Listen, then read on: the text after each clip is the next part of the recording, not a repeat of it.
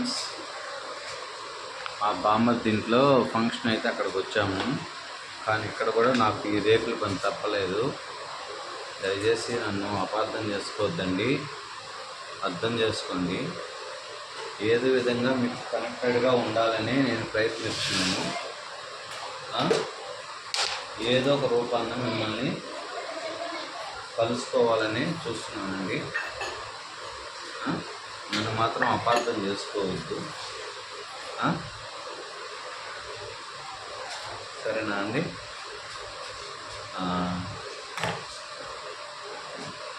నేను జూలై 24 నుంచి కాలజ్ఞానం చెప్పబోతున్నానండి. ఇప్పుడు ఎటువంటి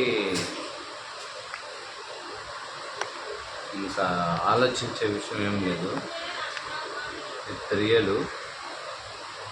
మీకు వాయిస్ వినబడుతుందో లేదో నాకు తెలియదండి. ఇప్పుడే రేట్ స్టార్ట్ చేశాను వేరే వాళ్ళకి.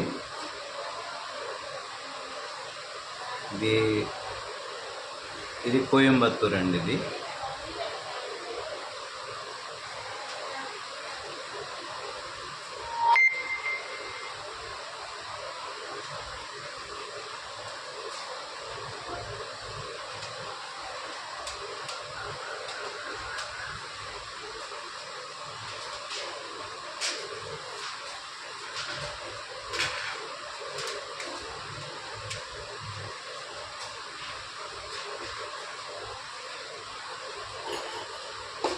ఇది కోయంబత్తూర్ అండి. అందుకనే ఇది కొంచెం పవర్ఫుల్గా రాయాల్సి వస్తుంది. ఇది ధనలక్ష్మి అండి. అంటే కొంచెం మానసికంగా దెబ్బతిన్న వాళ్ళకు కూడా, అంటే పెరాలసిస్, పక్షవాతము, మైండ్ అప్సెట్ అయిపోవడము, అంటే అప్పులు ఎక్కువగా అయిపోవడం వల్ల వాళ్ళు మానసికంగా అయిపోతారు.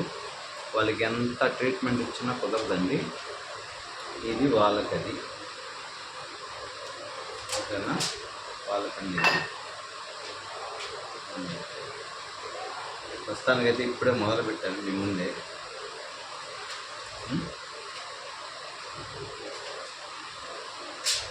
ఓకేనా ఫ్రెండ్స్? దయచేసి అర్థం చేసుకోండి. వీడియోలు మీరు ఇప్పుడు దాకా దేవుడు ఉన్నాడని చూపించాను కదా. కొత్త సబ్స్క్రైబర్స్కి, పాత సబ్స్క్రైబర్స్కి ఇప్పుడు చెప్తున్నాను, రియల్గా ఆత్మలు ఎలా ఉంటాయో నేను రియల్గా చూపిస్తానండి.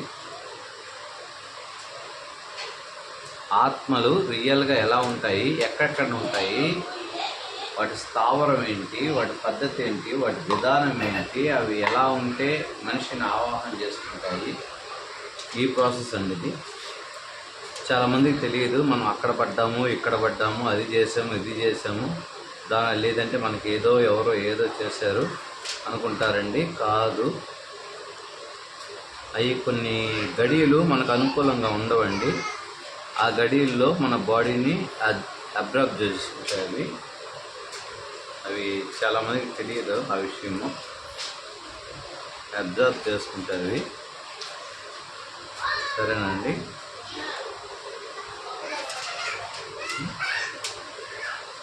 ఇంకేం కావాలన్నా సరే, ఏ సజెషన్ అయినా సరే అండి, చెప్తున్నాను. ఆరోగ్యపరంగా, మానసికంగా, పిల్లలు లేకపోయినా, కుజుదోష నివారణకైనా, సర్వరోగ నివారణం,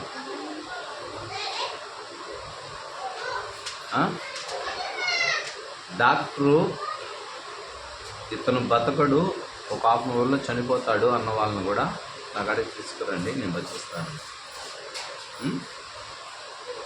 ఓకేనా? మా బామ్మర్ది ఇంటికి వచ్చానండి. మామూలుగా రాను, సంవత్సరానికి ఒకసారి కూడా రాను.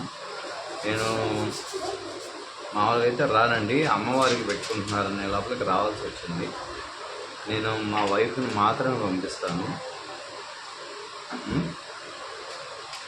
రాను, మామూలుగా అయితే రాను. ఎవరింటికి పోనండి, ఎవరింట్లో భోజనం చేయను. ఎవరింట్లో కనీసం మంచినీళ్ళు కూడా తాగను. ముందు అంచనా వేస్తా వాళ్ళ ఇంట్లో పాజిటివ్ ఉందా నెగిటివ్ ఉందా అని. దాన్ని బట్టి మంచినీళ్ళు తాగాలా భోజనం చేయాలా అనేది నిర్ణయిస్తాను. 99% అయితే భోజనం చేయనండి. అది మీకు ఇంతకు ముందు వీడియోలో చెప్తాను. కాల్స్ మొదలైనయండి. టేక్ చూసుకోండి. ఇదే మొదలు పెట్టాను.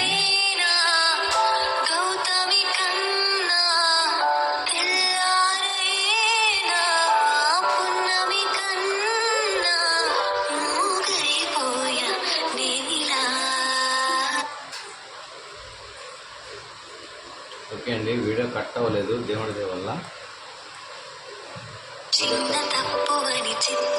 తప్పదండి, చేయాల్సిందే.